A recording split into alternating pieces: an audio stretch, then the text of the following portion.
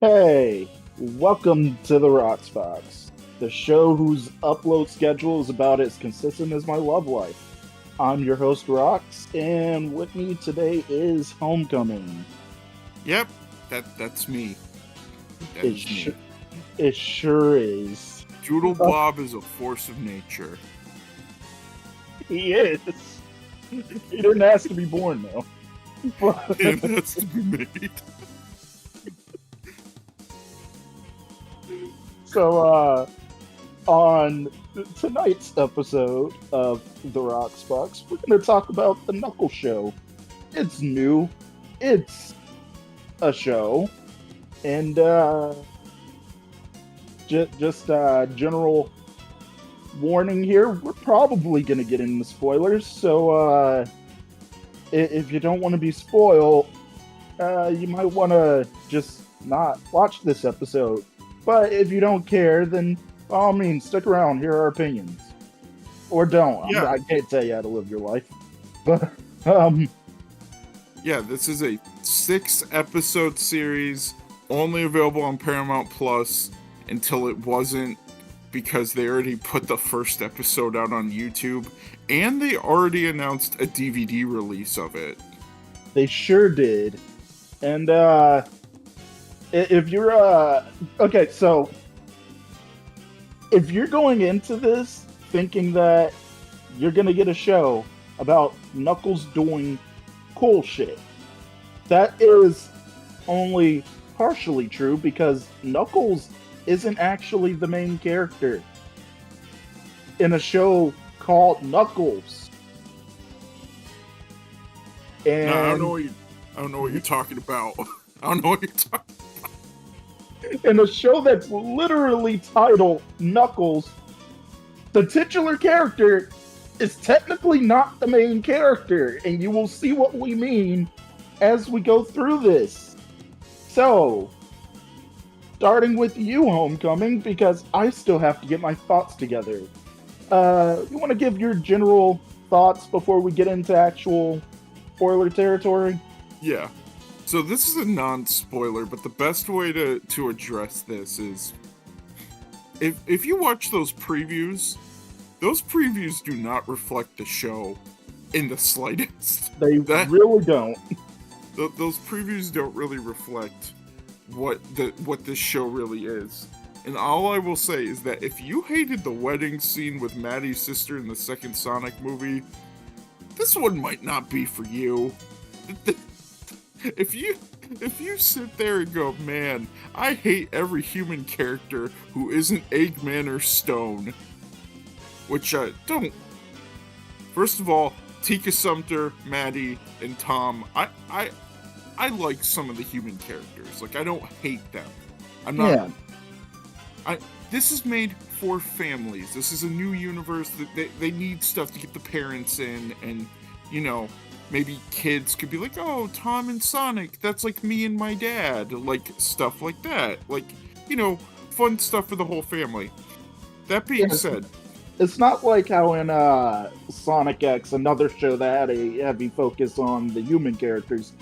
It's not like how in there where it's like the human characters are the side characters.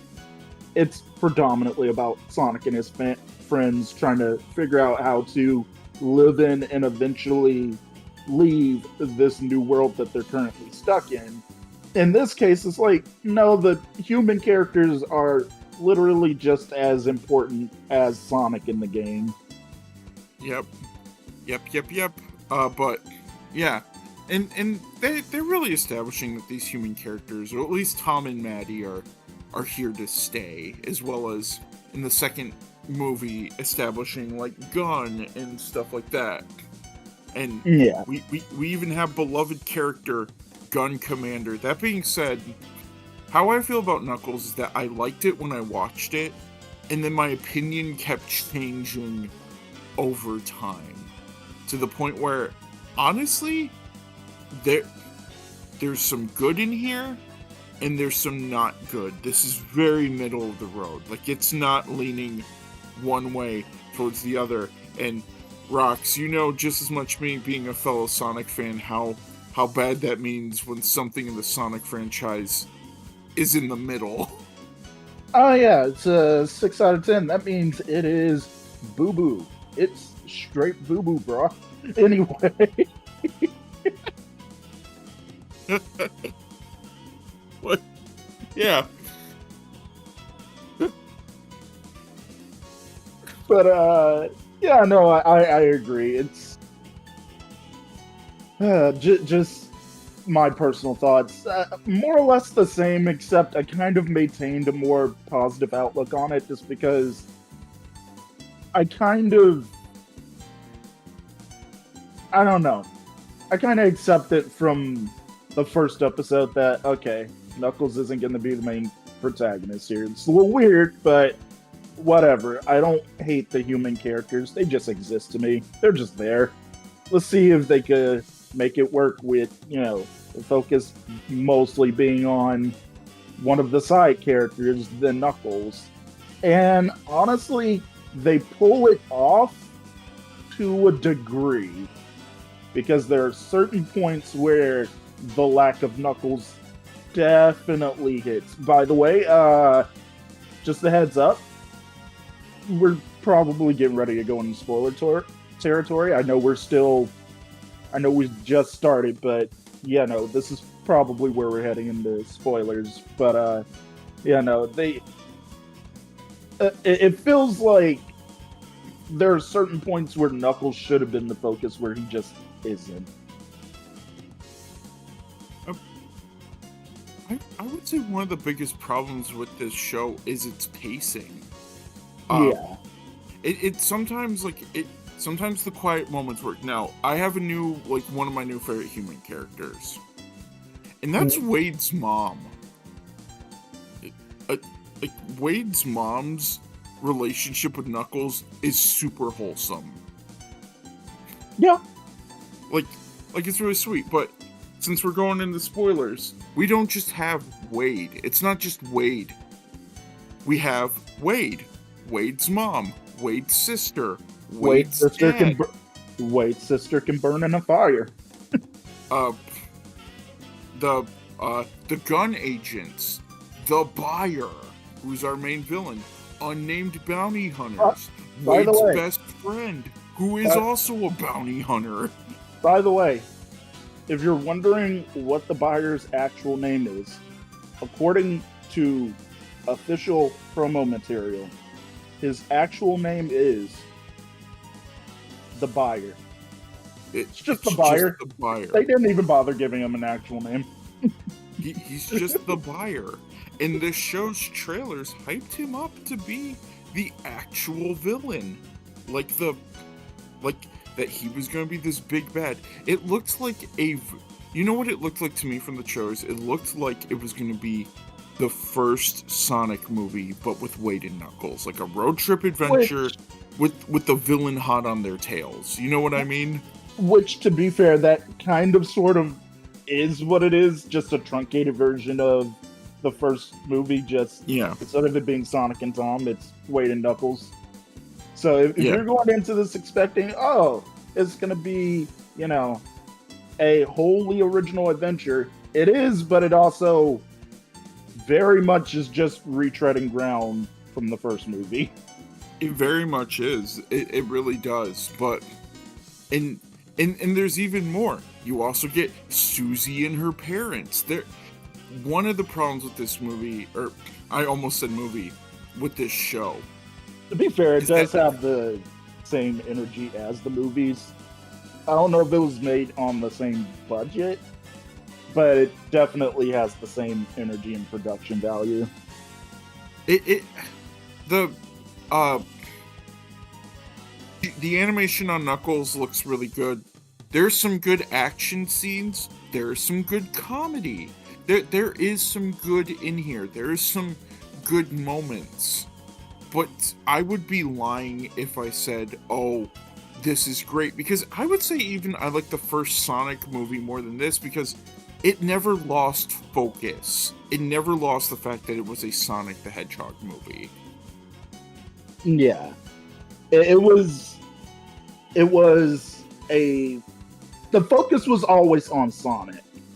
Again, in the Knuckles TV show, despite it being called Knuckles, and despite what the trailers have promoted, the focus isn't actually on Knuckles. He's there. He's definitely the main, like one of the main characters, but he is not the protagonist. Not just that. So here's one of the big problems I have with the show, and I want your stance on this. One of the problems is that I feel like they were trying too hard to make jokes, and by that I mean they would say a joke, and then they'd explain their joke, and then they keep going. Like, so for example, when Knuckles is fighting the gun agents, and he's like, "Do you think I need your power?" And she's like, and then the two of them start arguing. Well, actually, we do need his power, and blah blah blah blah blah. But then after that, like for example, Knuckles like tries to take a hit. He tries to hit the female gun agent, and ends up hitting the male one. And then he gets up. He's like, "Let it be noted that I made a sacrifice for you." Like, no, I jumped in the way. Like, you were there and I took the hit for you. It's like he kept explaining his joke, and he made it unfunny. If that makes sense. Yeah, like that was a joke that I feel like they were really proud of the callback to the whole "do you think I need your power" thing, because that joke was in the trailers, just all over the trailers, and even in the trailers I thought it was a little cringy because it's just like, it's a callback, but it's a callback, sure, but they did it in a really bad way. Yeah, like Knuckles saying it to Sonic, that's cool because Knuckles is a warrior. And also, Knuckles isn't... The thing that makes Knuckles a good balance for Sonic and for some of these characters is that he doesn't joke. So I guess at the end of the day, unlike Sonic, he doesn't chuckle. Yeah. But like one of the big things with the Knuckles show that... Oh, and anybody thinking that you're going to see Sonic and Tails throughout, they are just the first episode. Not even the entirety of the first episode, just like the beginning of the first episode for a little bit, and then never again. Yeah. Also, here's something that's weird to me. So we get Patrick Chamack. Pack and Pack, yeah. Yeah. He technically interacts with Wade more than he interacts with Knuckles, and I don't know how to feel about that. Yeah, that is a little weird. That, because Rox, you're the Sonic fan. Lay it out. We'll like get back to other complaints later. Lay out for the Sonic fans listening. What references were in this show? So, Patrick Mack himself is a reference to SA1 because he's a character in there, but he's from the past. Specifically, you know, he used to be the chief of the Echidna tribe, and yada yada yada. Go play SA1. They also had a reference to Iblis, because apparently at some point Knuckles fought Iblis, which makes no sense because Iblis is from the future. But Knuckles knows and wield the flames of disaster. So that implies that at some point in time during Knuckles' journey of self-discovery and learning what true strength is, at some point he traveled into the future. Fuck.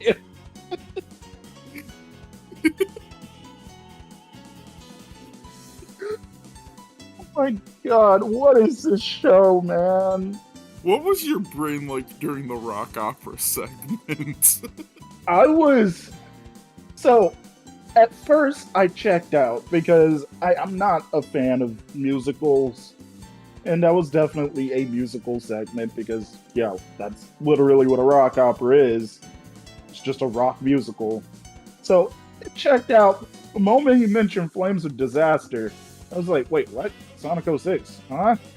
And then I see Iblis, and I'm just like, huh? What?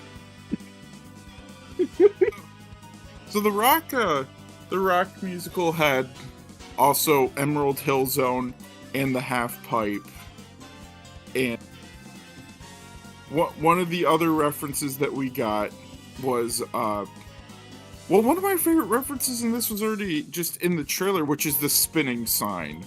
We got that twice. Yeah. But yes, we got Iblis. We got a rock opera with Iblis, and then there aren't a lot of references. If people think that this is going to be like Sonic 2 level of references, no, it's not. But then we got one more. Do you remember the last one, Bud? You know what? Because I didn't do a rewatch of the show, and because of that, I don't remember every small reference. So you're gonna have to remind me. The resort that they fight in is called Ice Cap. Oh God, that's right. Yeah. Yeah. You didn't miss a lot of references, like together. That's about it. There are more references to movies than that, because there's movie posters everywhere. They do the E.T. thing with Knuckles and Wade when they glide past the moon. They reference a lot of movies. Knuckles and Knuckles.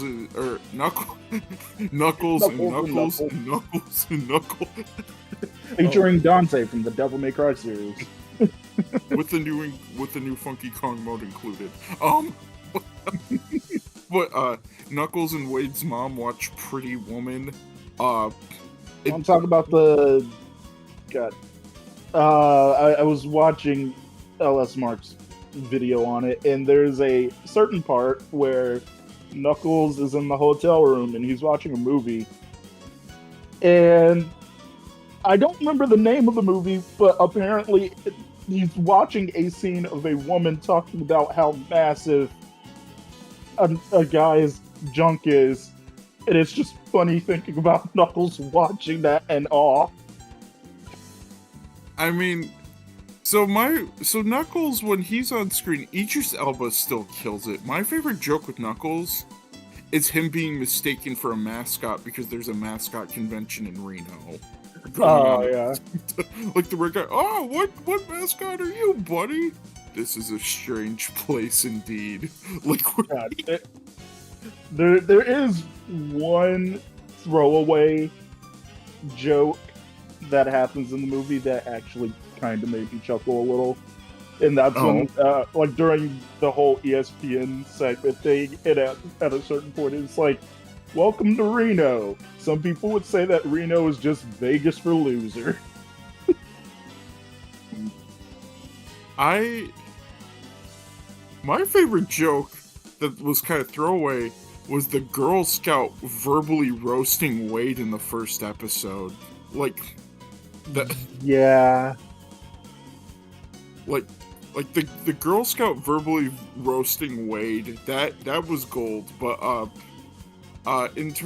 but don't worry, Paramount wants to remind you in this show also that they own the Ninja Turtles. They sure do. That was surreal, because I've been talking with a friend of ours, a mutual friend of ours, about like how we would love to see the IDW Sonic comics do like a crossover with IDW TMNT at some point.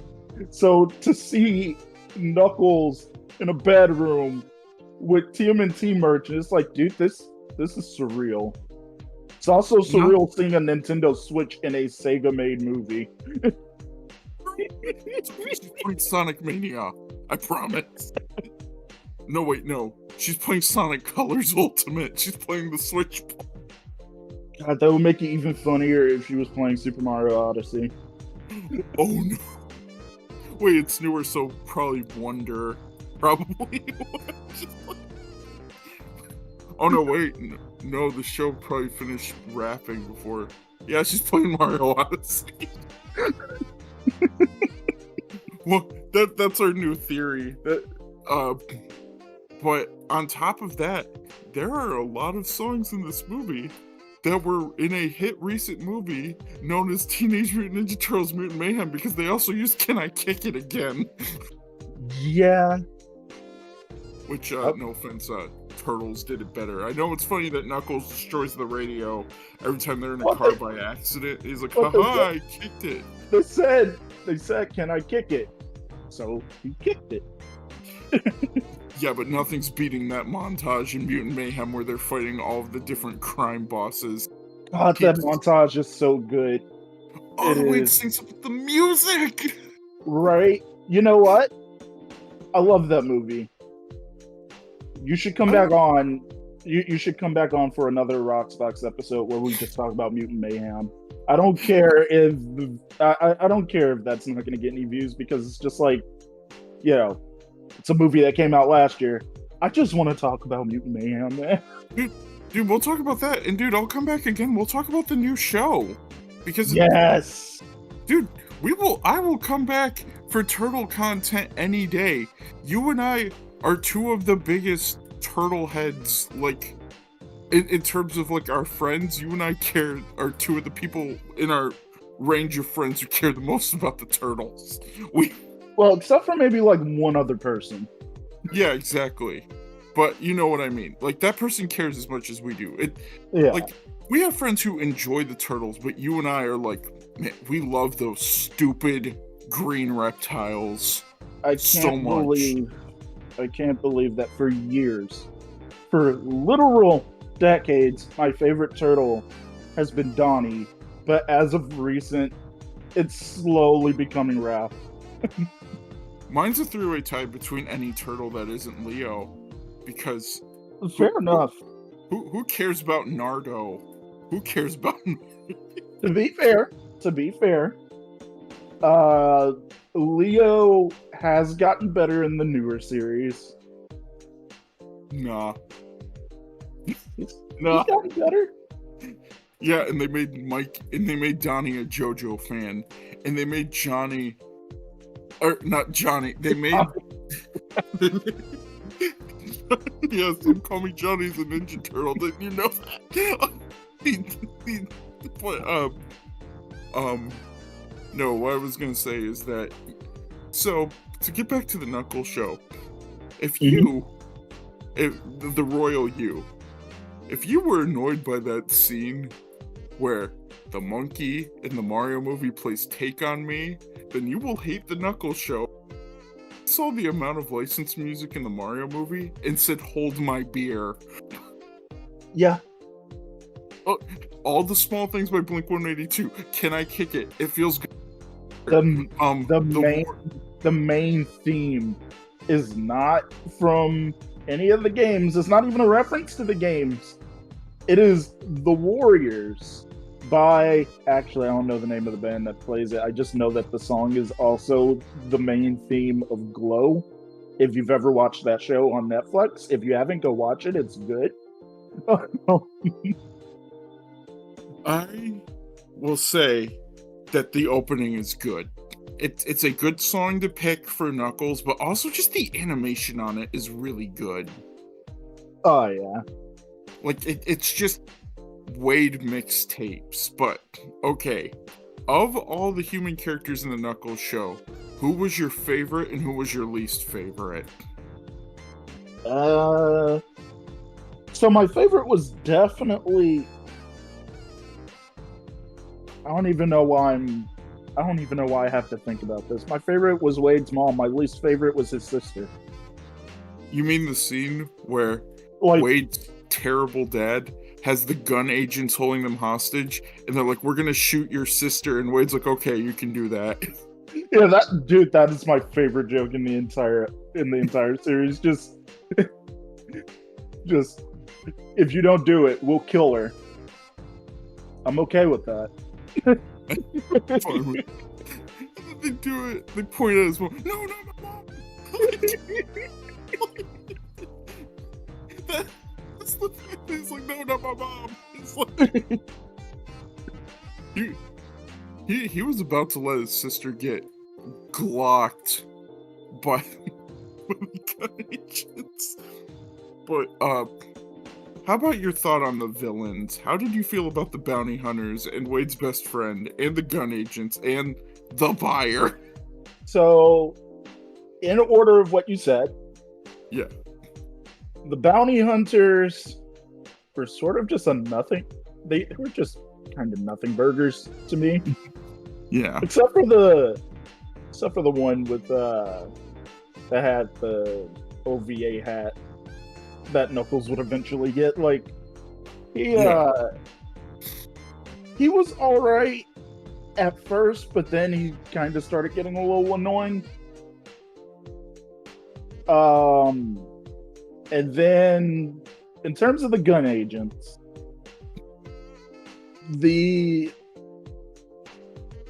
God, I don't even remember their names. So I'm just gonna refer to them as the guy and the girl. The girl is, again, just sort of a nothing burger sort of character that I really hate. And the guy is sort of a... Well, no, actually, I hate him because I think he's kind of annoying. And the buyer definitely exists. And Knuckles totally may have killed a man. Yeah. They were like, we're gonna make this one note. We're gonna make this an open and shut. So just drop this giant glass ball on him. And to be fair, that is in character because Homecoming. Do you know how many times in the game they assume that they accidentally killed? You know how many times in the game they assume they killed Eggman after a fight with him, and they're just like, "Oh no." Anyway, last week. It's fine. It's Eggman. It's fine. Like legit. It's to a point where in Sonic Chronicles, at the beginning of the game, they are surprised that Eggman is still alive. Which, when I read that line in that game, it was like, wait. So you just assume that you killed a man and you were okay with it. No, I think the gun agents are also dead. Because here's why. They were getting sucked into a ring that the other one was in the same room. Mm-hmm. And I'm just gonna believe that Gunn brought a bunch of Sonic rings with them when he dropped them all over San Francisco in the first movie. We're getting sucked into... They were doing a portal thing where you shoot the portal at the top of the room and on the floor, and then the rings pulled together and exploded. So I think those two are also dead. They're either dead or they're just stuck in an alternate universe. One of the two. Why did they have to bring back the Mushroom Planet? Again, can we have a Sonic thing that doesn't... I'll be honest. 3 for 3. I'll be honest, because they never referred to it as the Mushroom Planet, but it clearly is. I think it was just a reused asset. Yeah, because he opens the portal and he kicks the one temp in there. It's like, yeah. He says, "Enjoy the Mushroom Planet," and it's like, great. Now we are 3 for 3. Because remember, the ring. Remember, like, according to the first movie, the ring is supposed to open up to wherever the person who's using it thinks about going to. So I don't think the gun agents know that the Mushroom Planet is a thing. I genuinely think that was just a reused asset. Yeah. Like, why would they? It's kind of like, some Call Me Giant pointed this out in the second Sonic movie review. Mm-hmm. How did Gunn know that Sonic was going to be at the wedding when Sonic deliberately said he wasn't going to be? And how did they have 2 cages and have one for Tails? Like, how did they know like Sonic, like them having a cage for Sonic possibly showing up, I get that. How the fuck did they know Tails was a thing? Yeah, they didn't know Tails, which, I mean, if anything, this made me excited for Sonic Movie 3. I mean, I always love hearing Colleen O'Shaughnessy. Colleen O'Shaughnessy is perfect as Tails. Like, yeah. Like, Colleen can really hit that, like one. I like how Tails has quickly befriended the dog. Like, it's really wholesome. It's wholesome, but you also have to remember they're both canine. Makes sense. Tails can speak the dog's language. Either But, like, that or Tails made a translator for it. well, I mean, here's the thing: Sonic and Tails, like, you can tell that those two get along. Like, those two get along with Tom and Maddie easier than Knuckles does.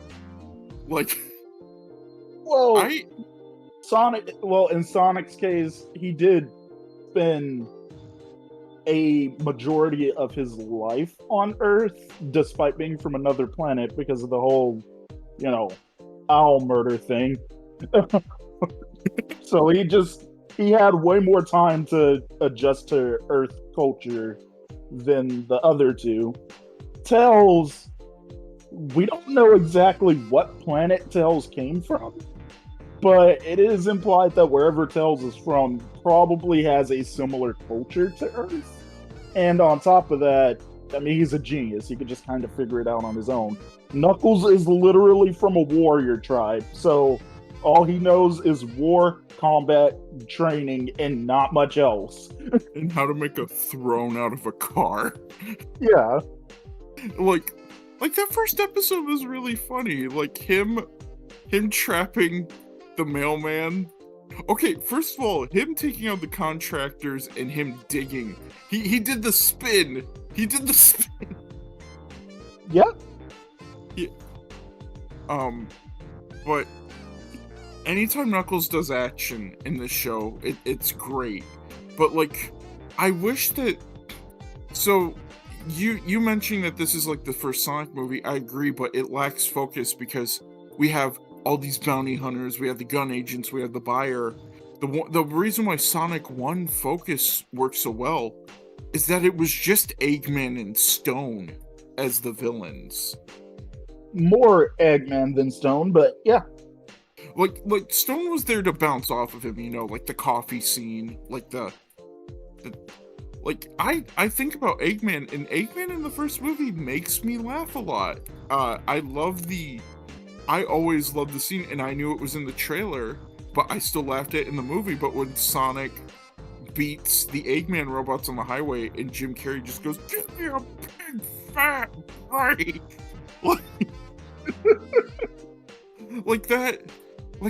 that's so Eggman. We could see the game Eggman saying that after Sonic breaks a bunch of his robots. Yeah. Like, I feel like the villains were trying to be Eggman, and it didn't work, and we had so many of them. We did not need bounty hunters and Wade's dad in a bowling tournament where Knuckles is fighting a robot outside, and they cut back to the bowling tourney for 10 whole minutes. Oh yeah. Last thing I want to bring up before we end this. Hope you guys love seeing Wade fight the final boss for the most part, because while Knuckles finishes him off, it's mainly Wade who fights him while Knuckles is unconscious. Well, not just that, but Wade has 2 Knuckles rescue sequences. He has 2. Yeah. And then the one time you think Knuckles would go and rescue Wade, is like, no, Wade rescues himself. Well, okay, so that one's funny because Knuckles is like, he will save himself. Which, to be fair, he did. Knuckles is drinking coffee. He must fend for himself. Like, that made me think that Knuckles was actually going to save him in the trailer. And overall, if I was to give, this is a very middle of the road. I love some of the references. I love some of the humor. I just feel like this was not the Knuckles show, and I hope they learn from the criticism for this, because how do I phrase it? There is no way that we are not going to, come December, 2 weeks after the movie comes out, we're gonna get an announcement for a Shadow show that was like already in the works or starting development. There's no way that Shadow isn't getting a show. Yeah, and even though I personally prefer us to get a show focused on Tails first, Shadow fans are rabid animals, and we'll get that instead. Because, yeah, I'm sorry, Shadow fans, but you guys know how you are. Listen, those Shadow fans are gonna go see the movie, and they are going to knock Mufasa out of the #1 spot when. You know what? I'm with Shadow fans on that one. Fuck Mufasa. What do you mean? We need 6 movies of live action Lion King. We need a saga. I'd rather have 5 more movies that are only focused on Shadow. Which actually that doesn't sound like a bad idea. Well, don't do that though. Don't do that. Yeah, but my closing thoughts, because you said we were gonna wrap up, is that overall, it's okay. Is it worth watching? Yes. Is it worth rewatching? No. I would rank both of the movies over this. Even the first one that has less visual references and stuff than this. Like, I still think the second movie has the most Sonic references, but in terms of like visuals and stuff like that. But overall, I would not rewatch this. It's okay. It is a good in-between, but that's about all I can say for it. And if you hate the human characters, don't even bother with the show, because you will. It is mostly the human characters, featuring Knuckles on the occasion. Oh, also, I do have one more question before we end this, though. Mm-hmm. How did you feel about the characterization of Patchamac? Because it was a little weird for me, because it's like, in the games, this is a character which, again, only appears in one game, only exists in flashbacks, because, by the time of the plot of said game, he is long gone, along with the rest of the Echidnas. But even in those flashbacks, it's like he's depicted as kind of harsh and stoic.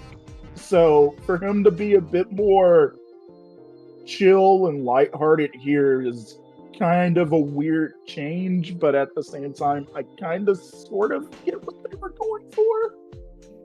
He's this warm, loving grandpa.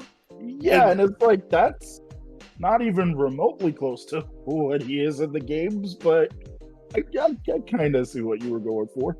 Because he's like a ghost, and he mentions that he is a ghost. I only can guess that if they were to do the Sonic Adventure 1 thing, that he died, and then he saw the error of his ways. Like I can see that. Like he's warm and friendly because he's dead. He's in the afterlife. But there might be a scene where if they bring him back, he'll be like, Knuckles, don't be like me and be stubborn to the truth before it's too late. If they don't do that, that's fine too, because I've also accepted a long time ago. This is an entirely different universe playing by its own rules. So even though I keep comparing it to the games, because, I mean, it's a movie/TV show that is based on a video game franchise, so the comparisons are going to happen just naturally. I'm also fully accepting of the fact that it's its own universe, it's doing its own thing, and to be fair, so is stuff like Sonic Boom. And even though Sega claims it's canon to the games, Sonic Prime is largely its own thing. So I'm just accepting of the fact that, this isn't how Pakamati, I mispronounced his name probably like 3 times in this video at this point. I don't care. But it's like, if that's how they portray him in in the movies, that's fine. Again, it's a completely separate universe, playing by its own rules. It's not going off the video game, so fair enough. Yeah, and my last thought is where's merch of the Buyer, the most iconic Sonic villain ever? He worked for Eggman, and then he was there. At least the gun agent had a motivation, because she's like, I'm tired of buying credit cards and planning fake wedding, or gift cards and playing fake. At least she had a decent motivation. Yeah. Like, I'll give it that. But that's my thoughts. And with that, I would like to thank everyone for watching, listening, clicking on the damn video, whatever. Homecoming, I know you've been here several times before, but still, as a refresher, tell the people where they can find you. You can find me on Late Night Sprites, wherever podcasts are able to listen to, and you can find me on Late Night Sprites on YouTube, where I upload just random stuff, and I kind of just do whatever comes to mind over there. Yeah, and also just like a lot of shorts, but Yeah. And with that, I bid you all adieu. Have a good night, folks.